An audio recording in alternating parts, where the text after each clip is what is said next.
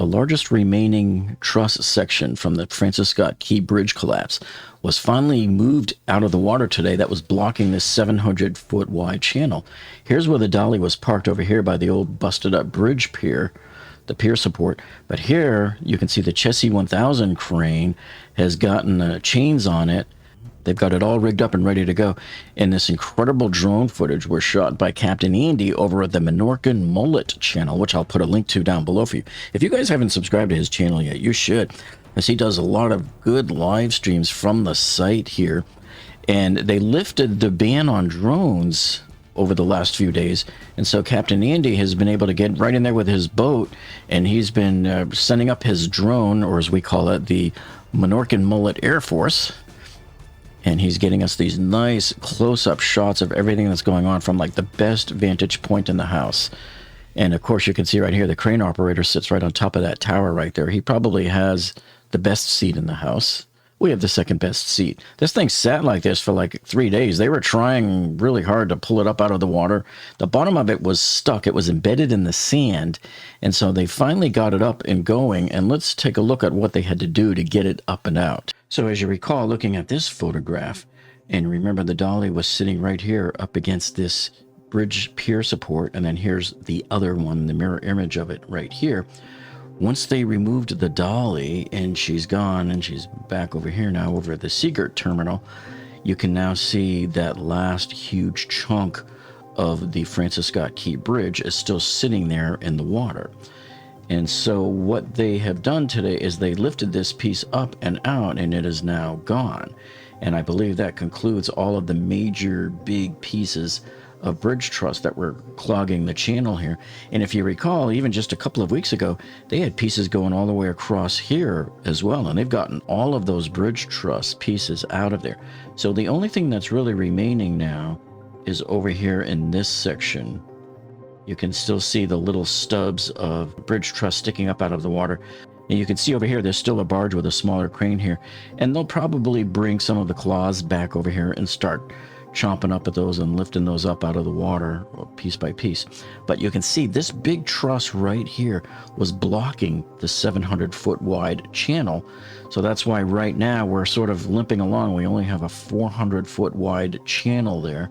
And once this is all cleared and they check the bottom and make sure all of the debris is gone and they give the all clear, we should have the 700-foot wide channel back again. 50 feet deep on the channel and 700 feet wide all the way across.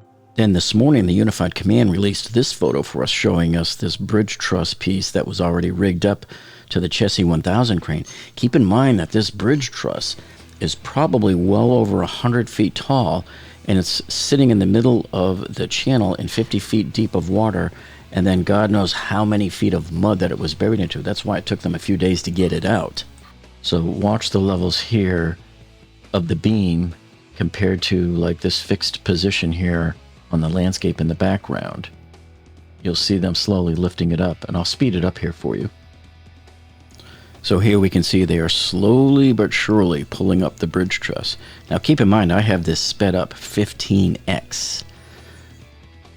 But you can see it is slowly rising up out of the water, slowly but surely. And they're going to lift it up so that the bottom of the truss should be about 15 feet or so above the surface of the water. So right here around 11:28, almost 11:29 a.m., you can see they finally are moving it, and it's floating free, and they are turning it around a little bit and getting ready to head over to Sparrow Point with it. So then the Chesapeake 1000 barge crane begins its journey from the collapse site of the Francis Scott Key Bridge, and they travel about 2.5 miles or so over to Sparrow Point at the Trade Point Atlantic site, and that's where it's recycled and torn down and taken away.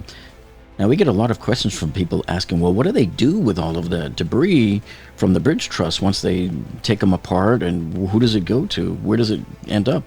And I personally do not know. I've heard a lot of people say that would be cool if they would offer up pieces of it for sale for people to buy. That would be kind of cool, kind of like own a little piece of history there instead of it just disappearing forever. kind of like in Fenway Park when they broke up the Green Monster and they sold up pieces of it. And it is pretty amazing that with this massive weight, which they have estimated to be 500 plus tons, that the Chessie 1000 can make this trip over there in about 30 minutes. And you can see that even though it's hanging, it's pretty well under tension with securing cables and the rigging. It doesn't even sway. I can't even see it sway at all. And you've probably seen all the pleasure boats going near it. Everybody wants to see it. And then as you see that the Chessie 1000 is taking that key bridge truss into that final stretch leading into Sparrow Point, you can see even though I've got it sped up about 10 times the normal speed, they're actually slowing it down, and you can see it getting slower and slower and slower as they're bringing it right up to that dock space. Now, they're going to do something very interesting with this truss, and this is kind of exciting to see it because they captured it nicely here. So let's take a look at what happens next once they get this stopped into place. So no sooner than Chessie set her down there, you see all of these guys coming up here on the cherry pickers. I see at least 3 of them going now. And these cutters didn't waste any time at all. They immediately started cutting with their torches. Right there, you can see him going at it. And these guys over here are working on this side here.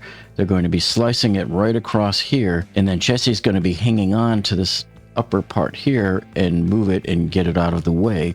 So now the equipment on the ground can come in and dismantle the rest of the bottom part of this truss. Many hands make light work. They'll probably slice through this in less than an hour. So now here we are almost 3 hours later. And look, there it is. It's breaking apart right there. These guys made those cuts perfectly. Sliced them right off, and Chessie's just pulling the top part off, just like I predicted. That was a very smooth operation there. I didn't even really see it buckle much. It just pulled right off and separated. Now here you can see they're starting to swivel the piece out of the way, this upper piece of the Francis Scott Key Bridge Truss. And if you look closely here at the Chesapeake 1000 crane, this is not the same as the Weeks crane. Remember, the Weeks crane is on a turntable, so it can swivel. The Chessie 1000 here is not on a swivel. The tugboats are actually rotating the barge right now out of the way. So that's the difference between this crane and the big Weeks 533 crane that we saw over at the Dali, which is currently removing all of the bridge debris off of the bow of the Dali. So then starting at about 3 o'clock or so, they start rotating the upper truss piece around. And this process is going to take them about 10 minutes total. Now I've sped it up here, so as you can see, it's at about 12x the speed. So even at 12x the speed, it's looking kind of slow.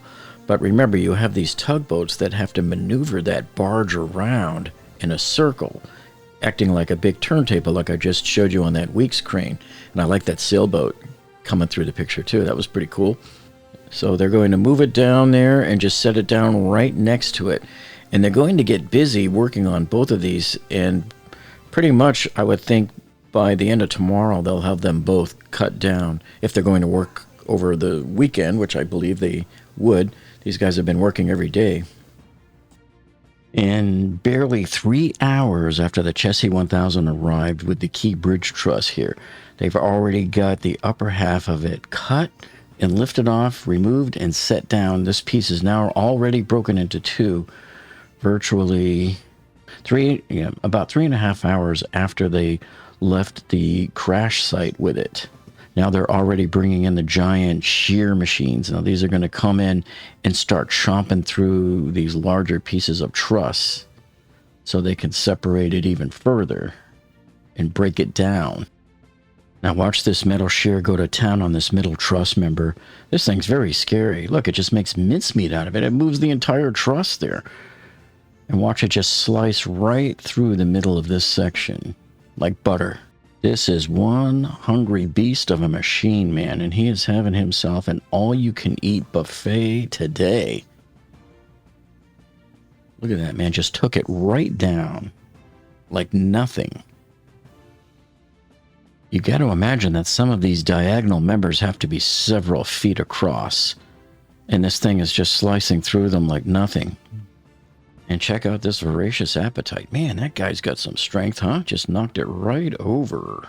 Now look at the right side of your screen. They're going to knock the whole rest of it over with just giving it a little nudge. Boom.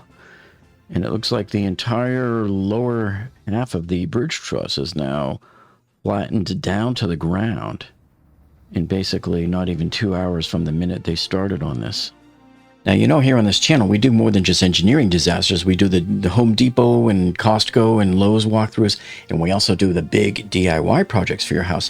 And after this video, make sure you check out this one over here of the double-decker cabinets that I did up in that kitchen. That's an incredible engineering project with a refrigerator, a large refrigerator at a 45-degree angle in the corner. Very difficult project. Check that one out. And then when you're done with that one, make sure you check out this video here, which shows you everything you need to know on how to install laminate flooring in your house. Well, thanks so much for joining us tonight, and we'll see you on the next one.